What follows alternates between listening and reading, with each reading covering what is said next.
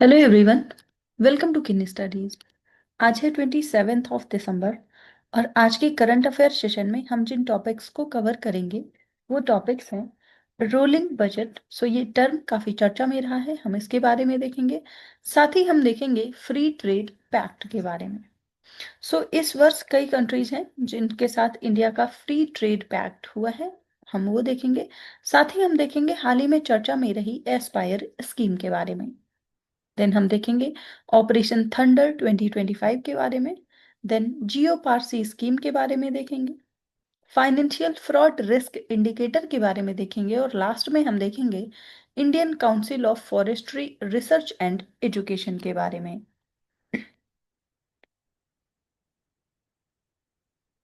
तो शुरू करते हैं। आज का फर्स्ट क्वेश्चन है,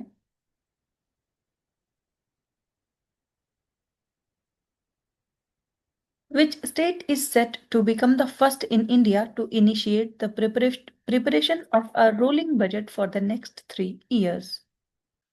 यहाँ पर आपसे पूछा जा रहा है, भारत में कौन सा राज्य अगले 3 वर्षों के लिए निरंतर बजट तैयार करने की पहल करने वाला पहला राज्य बनने जा रहा है? आपके ऑप्शंस हैं राजस्थान, छत्तीसगढ़, गुजरात या फिर मध्य प्रदेश। यहाँ पर आपको बताना है कि भारत का कौन सा ऐसा राज्य है जो कि रोलिंग बजट तैयार करने जा रहा है और साथ ही वो ऐसा करने वाला भारत का पहला राज्य बन जाएगा।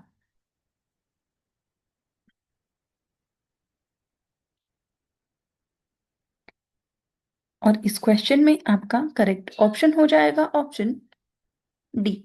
ऐसा करने वाला राज्य है मध्य प्रदेश। आप देख सकते हैं, Madhya Pradesh announced the initiation of a rolling budget preparation for the next 3 years, and the announcement was made by the Deputy Chief Minister and Finance Minister Jagdish Devada. Madhya Pradesh will prepare budget estimates for 2026-27 along with the indicative estimates for 2027-28 and 2028 to 29. This approach is referred to as a rolling budget. And the initiative aims to make budgeting more public friendly, practical, and result oriented. The decision was discussed during the budget dialogue program involving experts and economists. Rolling budget जो है ये एक budgeting approach है जिसमें कि estimates provide किए जाते हैं for the multiple future years instead of a single financial year. आप ध्यान रखेंगे, ऐसा करने वाला जो पहला राज्य होगा वो होगा Madhya Pradesh.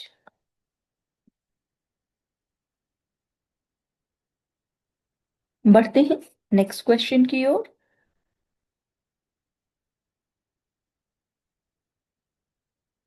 India recently sealed its first free trade agreement of the year. With which country was this free trade pact concluded in December 2025?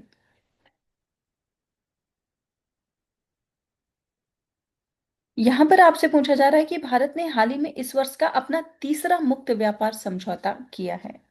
दिसंबर 2025 में यह मुक्त व्यापार समझौता किस देश के साथ संपन्न हुआ है?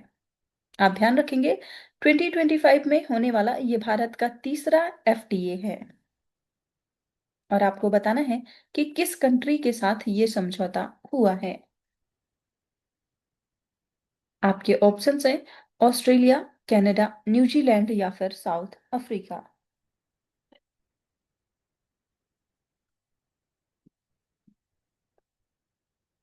और इस क्वेश्चन में आपका करेक्ट ऑप्शन हो जाएगा option C.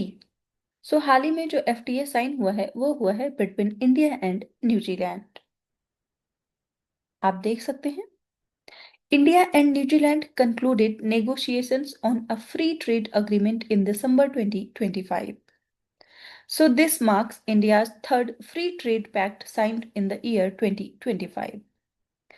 And this pact is expected to bring 20 billion US dollar of investment over the next 15 years. इसके एम की बात करें तो इसका एम है डबल करना bilateral trade between India and New Zealand with in 5 years, and the agreement provides India with a tariff-free access to New Zealand's markets.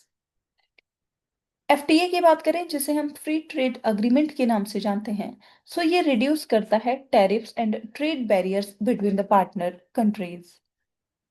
आपने देखा कि 2025 में एफटीए ये जो इंडिया और न्यूजीलैंड के मध्य साइन हुआ है ये थर्ड एफटीए है। इससे पहले जिन दो कंट्रीज के साथ ये साइन हुआ है वो कंट्रीज हैं यूनाइटेड किंगडम और Oman. So India retained protection for sensitive sectors such as dairy, sugar, edible oils and spices. इसके साथ ही अगर हम न्यूजीलैंड की बात करें तो ये एक आइलैंड कंट्री है in the south western pacific ocean, and it consist of two main land masses, north island and south island. इसके साथ ही ओवर 600 स्मॉलर आइलैंड्स भी हैं, and it is the sixth largest island country by area and lies east of Australia across the Tasman sea and south of the islands of New Caledonia, Fiji and Tonga. आप ध्यान रखेंगे New Zealand की जो capital city है वो है Willingdon, और जो मोस्ट पॉपुलस सिटी है यहाँ की वो है ऑकलैंड। तो आप ध्यान रखेंगे 2025 में जो एफटीए साइन किया है इंडिया ने वो किया है यूनाइटेड किंगडम, ओमान और न्यूजीलैंड के साथ।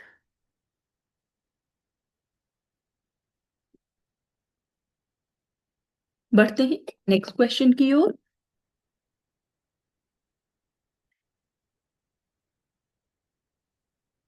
Consider the following statements regarding ASPIRE scheme. So हाल ही में चर्चा में रही जो एस्पायर योजना है उससे संबंधित कुछ कथन दिए गए हैं जिन पर आपको विचार करना है।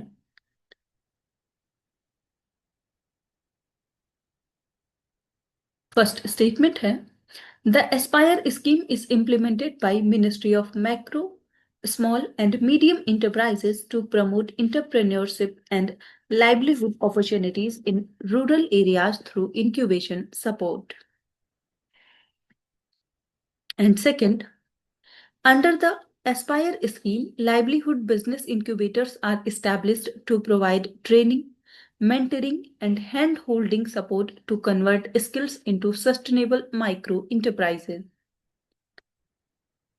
और यहां पर आपसे करेक्ट स्टेटमेंट्स पूछे जा रहे हैं। आपको बताना है ये जो एस्पायर योजना है इससे संबंधित यहाँ पर कौन से ऐसे स्टेटमेंट्स हैं जो कि करेक्ट हैं।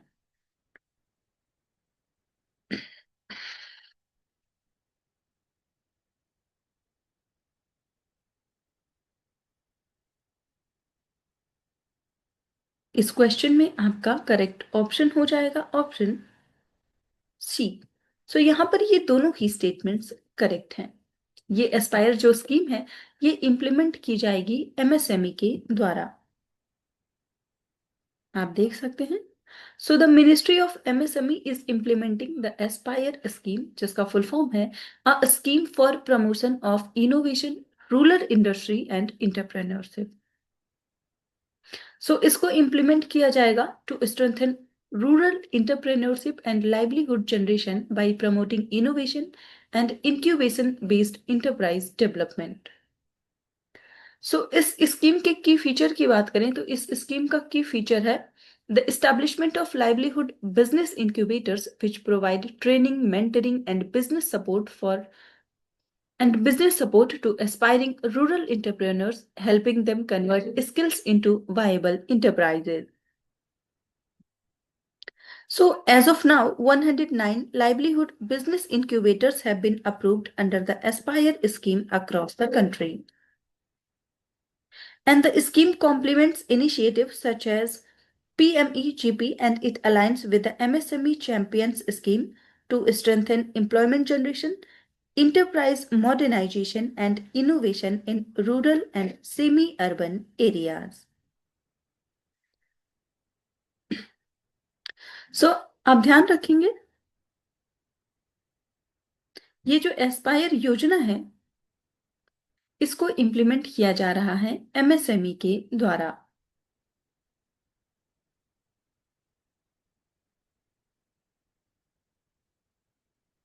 बढ़ते हैं नेक्स्ट क्वेश्चन की ओर।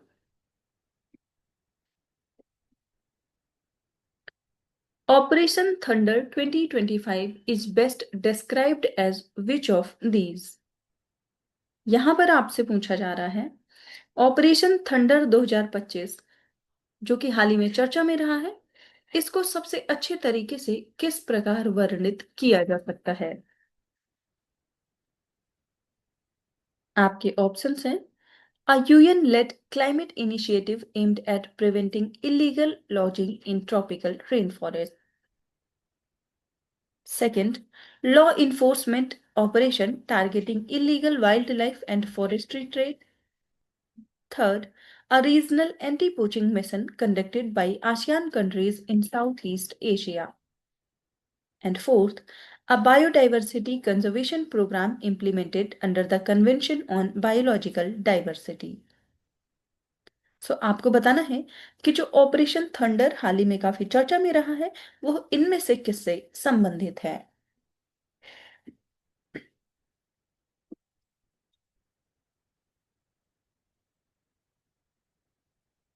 और इस क्वेश्चन में आपका करेक्ट ऑप्शन हो जाएगा ऑप्शन बी।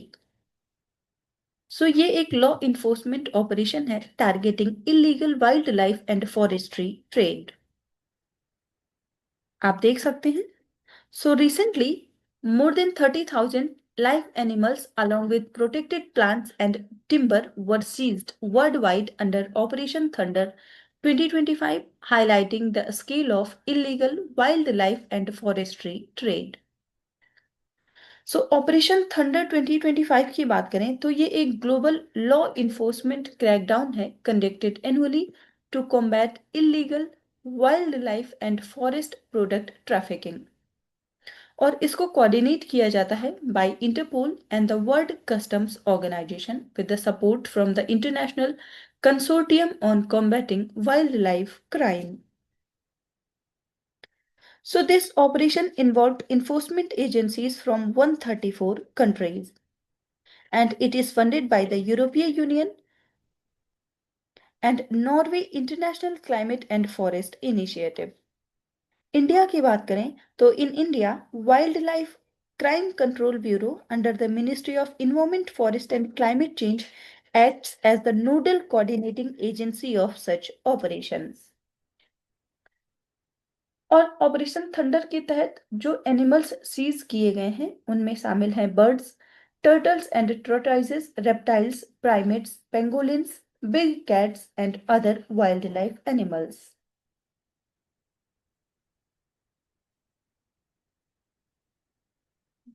बढ़ते हैं नेक्स्ट क्वेश्चन की ओर।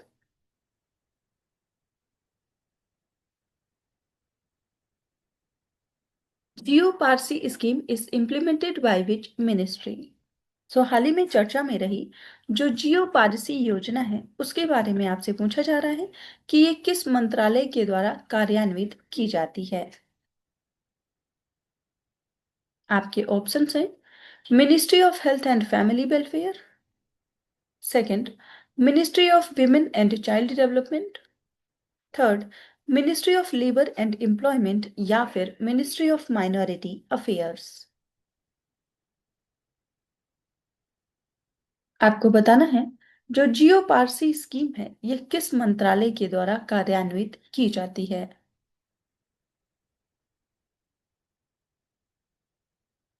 और इस क्वेश्चन में आपका करेक्ट ऑप्शन हो जाएगा ऑप्शन डी। ये कार्यान्वित की जाती है bye the ministry of Minority affairs. आप देख सकते हैं अ recent report by the International Institute for Population Sciences confirms that GeoParsi scheme has successfully reached its target Parsi population। Jio Parsi scheme ये जो है ये एक सेंट्रल सेक्टर स्कीम है जिसको लॉन्च किया गया था 2013-14 में by the ministry of Minority Affairs to stop and reverse the population decline of the Parsi community. इसका उद्देश्य है to stabilise and increase the Parsi population using scientific protocols and structured interventions, and the implementation is done through state governments with support from Parsi institutions. इस scheme के जो three main components थे वो medical component था, second था health of community और third था advocacy.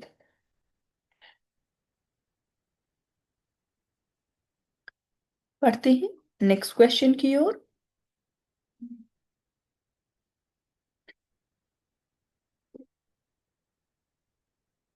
The financial fraud risk indicator was launched by which organization? यहाँ पर आपसे पूछा जा रहा है वित्तीय धोखाधड़ी जोखिम संकेतक किस संगठन के द्वारा शुरू किया गया था? आपके ऑप्शंस हैं reserve bank of India, second department of telecommunications, third ministry of finance या फिर नीति आयोग।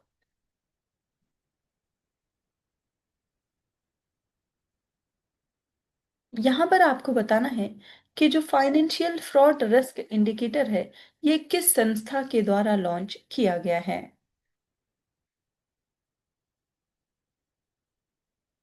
और इस क्वेश्चन में आपका करेक्ट ऑप्शन हो जाएगा ऑप्शन बी।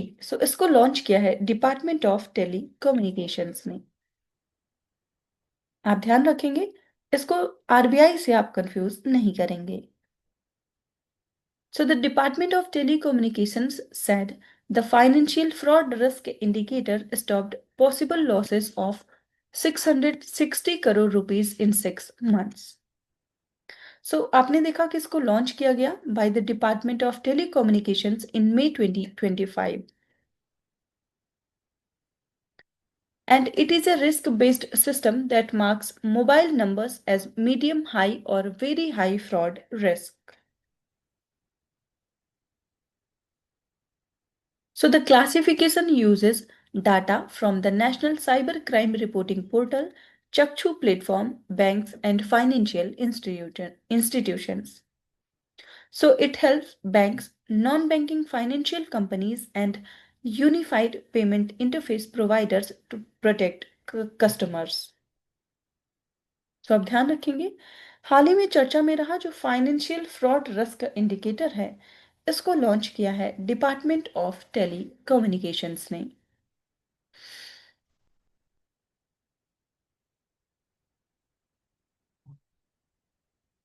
बढ़ते हैं नेक्स्ट क्वेश्चन की ओर।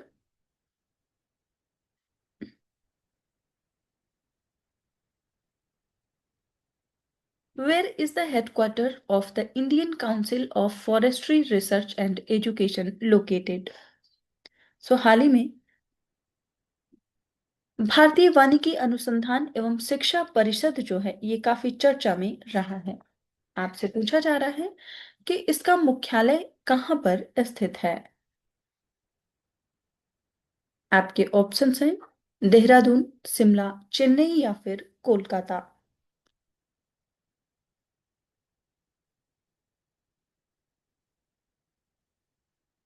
यहाँ पर आपसे Indian council of forestry research and education के बारे में पूछा जा रहा है कि उसका हेडक्वार्टर कहाँ पर है।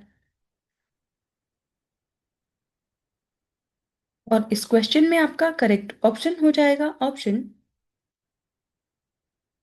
ए। इसका हेडक्वार्टर है देहरादून में। आप देख सकते हैं The Indian Council of Forestry Research and Education will prepare a district-wise report on hills qualifying as part of the Aravali range for mining purposes. ICFRE जो है ये एक एपेक्स नेशनल बॉडी है for forestry research and education in India.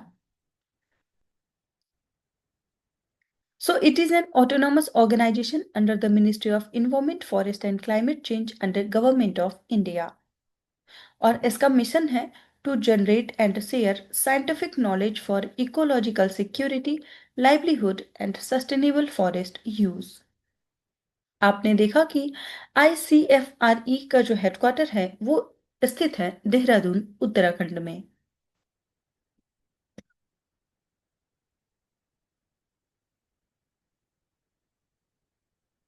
तो आज के current affair session में इतना ही। Thank you for watching. Do like, share and subscribe.